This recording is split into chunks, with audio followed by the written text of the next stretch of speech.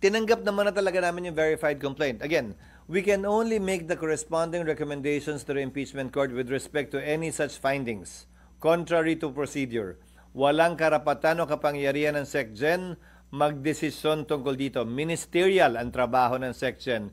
He is simply doing his due diligence work in order to report or give a complete report to the Senate plenary.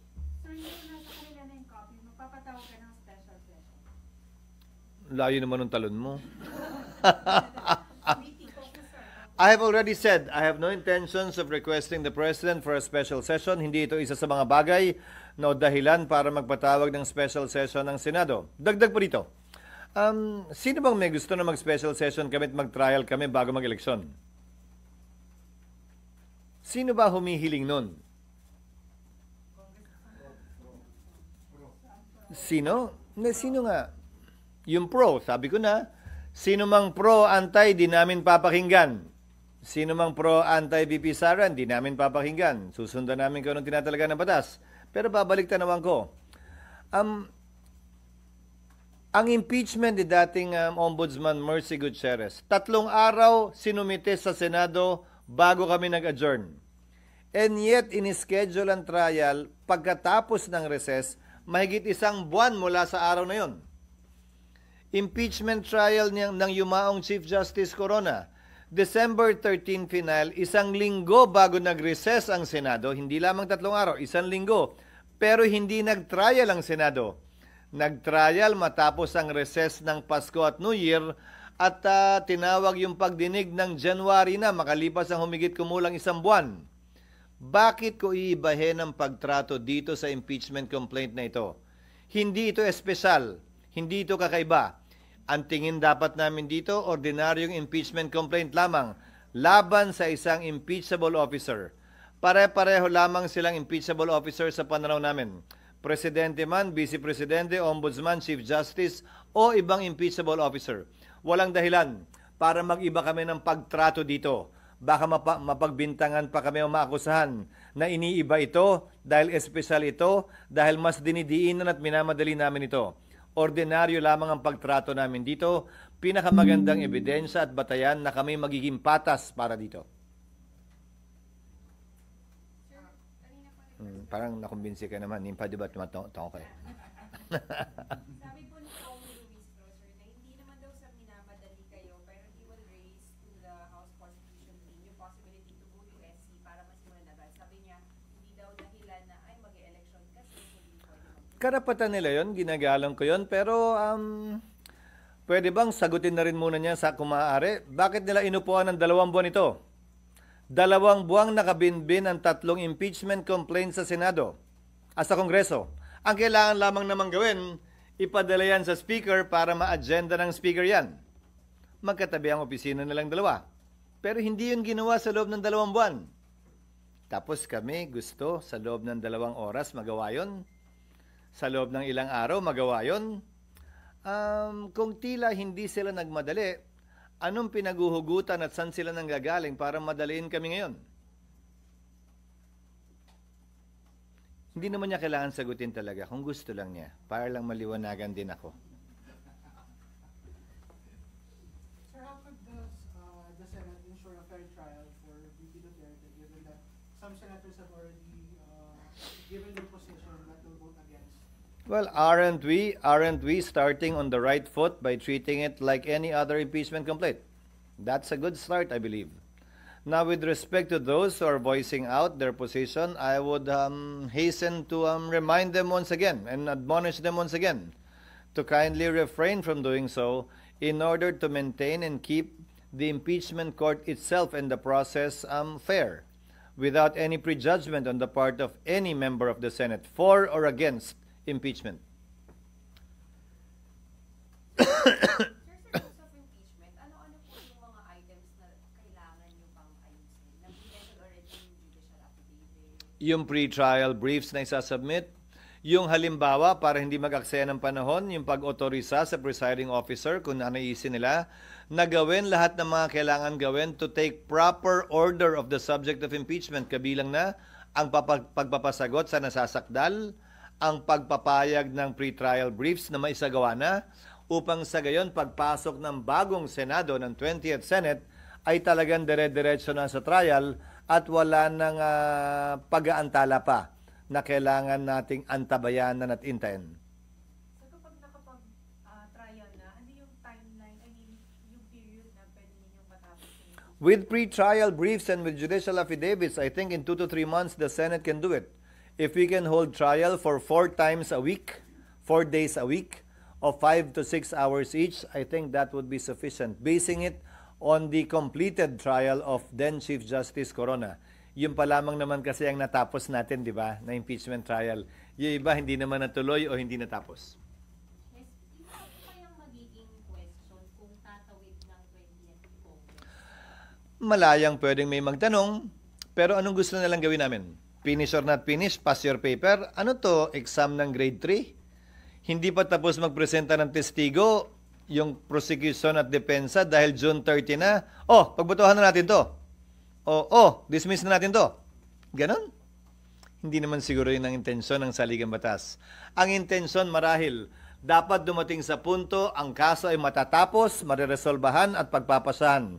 Hindi yung bitin-bitin palagi. Pangalawa, nabigay ko na sa inyo yung example o halimbawa ng mga collegial courts dahil ito ay hindi trabaho ng legislasyon. Ito ay trabaho ng isang impeachment court. So hinalintulad ko na yan sa Court of Appeals, sa Supreme Court, sandigan bayan ng mga collegial courts. Kahit nga sa ordinaryong RTC, nagpalit ng judge, tuloy naman yung kaso Bibigyan ko kayo ng isa pang halimbawa. Yung SET, yung mga kaso sa Senate Electoral Tribunal. Bagaman nagpalit ang mga mahistrado ng Korte Suprema sa SET, bagaman nagpalit ang membership ng Senado dahil tumawid sa panibagong Kongreso, tumutuloy-tuloy din ang kaso doon at hindi kailangan i-dismiss dahil lamang pumasok ang panibago na namang Kongreso. Maging ganun pa man, ito ang unang beses na mangyayari ito. May karapatan sino man mag-question ito. Pero tulad ng sinabi ko, hanggat walang TRO ang Korte Suprema, gagawin namin kung ano ang tingin naming tama kaugnay sa paglilitis na ito. Sir, kung consider nyo na dun sa bigay yung rules kasama yung ganito tanawid na sa Pwede, pero hindi naman na kailangan i-specify yon. Dahil halimbawa, kapag inotorisa ang presiding officer na nagkataon ay ako na hindi pa matatapos ang termino ko ng June 30, kung i-autorisa ako na gumawa ng mga ilang order at bagay before or prior to trial, kaugnay ng judicial affidavits, pre-trial brief, effectively tumawid na po yun ng June 30 dahil ang termino ko'y matatapos pa sa 2028. At sang-ayon din sa rules ng Senado, magpapatuloy na tagapangulo ang sino man nakaupong tagapangulo ng Senado hanggat hindi nahahalal ang kanyang kapalit sa susunod man na Kongreso o sa loob ng parehong Kongreso. the senators already furnished with the impeachment complaint and sabi naman na verify yung leading source. Magpapatawag na kay caucus? Hindi. Ako hindi ko pa nababasa eh. So you give Mula- time to They will be given time to read. They will be given time to review it. We will be sending them a draft of the rules, proposed rules for their review too. Para pagdating ng June 2, wala nang, hindi ko pa nababasa, I need more time to read. Wala nang ganun. Sapat na panahon na to para mapag-aralan nila lahat ng dapat at kailangan at pwedeng tingnan at pag-aralan. and sa timeline kayo sa drafting ng rules. Hopefully in the next 2 weeks, matapos namin yan, yung draft. And then we'll get opinions from various sectors, the academe, para mabuo namin ito ng may buong tapang at kumpiyansa na sapat na yon. So, Senate lang legal team mo na yung gagawa, mag-draft ng Yes. rules or with the consultants na? With the consultants na. Tapos ibabato namin sa ilang academe, sa sector na academe, ilang mga kaibigan namin sa academe, basta't hindi sila sasama o kasama sa impeachment trial sa magkabilang panig. Because again, as I told you the last time, balita namin, siyempre marami ng mga abogadong nagkukonsultahan, nag-a-apply, nagkinukuha sa prosecution man o sa depensa. And then, saka niyo po i-relate din Sa sa mga mga senador para mabato rin nila sa kanilang mga consultant para pagdating ng period para pag-usapan namin at pagbotohan yan, handa na ang lahat sa kanilang mga panukalang amendment kung meron man. SD, doon lang sa sa mga dates. Sa June, sabi niyo sa June 2 possible matalakay, may i-refer sa committee, tama po ba? Hindi na i-refer sa committee yan. Alam niyo impeachment? Sa plenary agad yan. Plenary, tapos magko-convene agad kayo as impeachment court? Pwede. Unahin muna namin yung rules. Unahin muna namin aprubahan yung rules. Is the Senate also open to subpoena yung VP Duterte's bank records? It depends. It depends. The Senate cannot and should not, as an impeachment court, issue opinions regarding that without any party requesting for it. Hindi kami investigador. Hindi namin trabaho hilingin yon. Dapat, kung kailangan talaga yan, may partido, prosecution of defense na manghihingi niyan, at kung objekta ng kabila, pagpapasahan po namin yan. Ayokong pangunahan ng impeachment court kaugnay sa bagay na yan. Asking from preparation po, most likely July or August po ang actual trial. Most likely when the new Congress already enters into its function. That means after SONA. SONA, I think, is on July 21. Tama? Kindly check.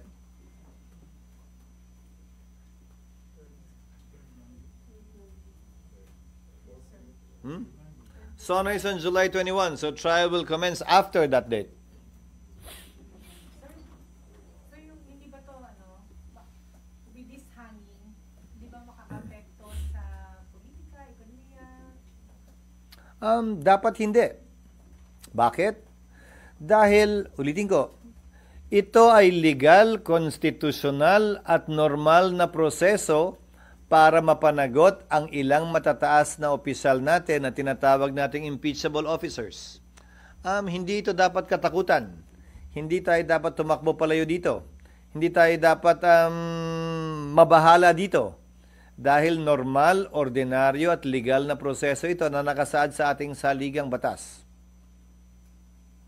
Sir, sabi po ni Justice Ascuna na parang no problems na sige tumawag draft of the 19th and 20th Congress, but they have to convene during the 19th. Sabi niya. So, may assurance naman po na within the 19th mako-convene po yun. That is an option for the 19th Congress to take because whatever it is that the 19th Congress does, the 20th Congress, dahil aabutan yon, can decide otherwise.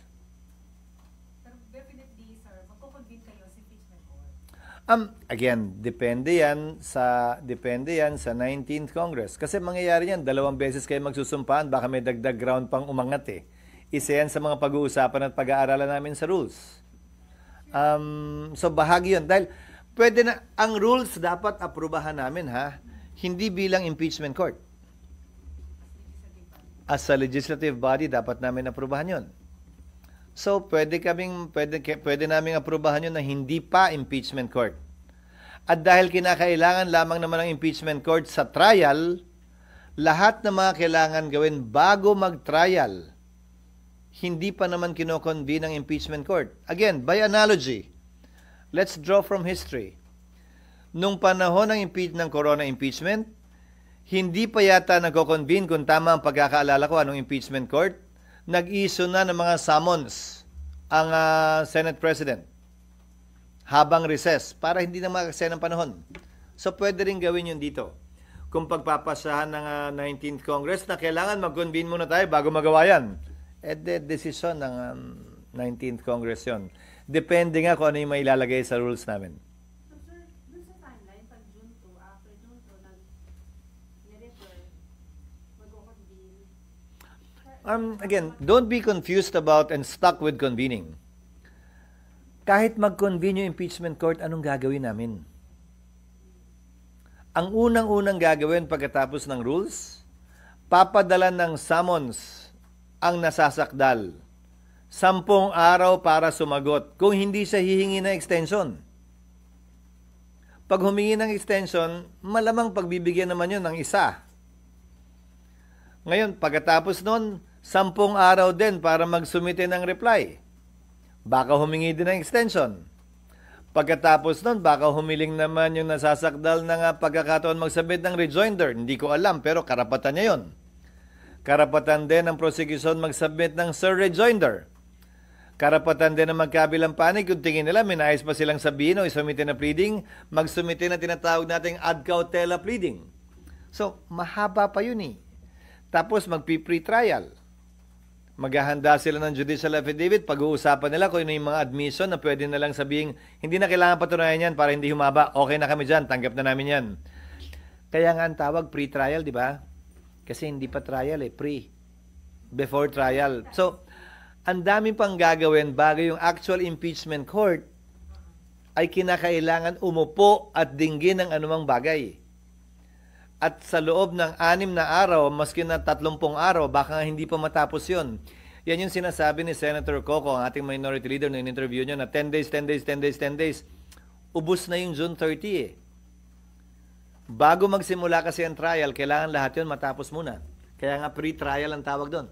Pero at least, SP, definitely, maaprubahan yung rules, makakapanumpa kayo sa impeachment judges. And then, Baka nga hindi pa kailangan dahil kung nakalagay sa rules na pwede nang gawin lahat yan, kung nakalagay sa rules na pwedeng gawin yan ng presiding officer nang hindi kinoconvene ng impeachment court, posibilidad yon. Ayoko lang pangunahan. Ngayon pag sinabi din naman ng mayoriya na convene tayo, authorize ka namin. Pwede rin yun. Nasa sa kanila yun. Ayokong pangunahan.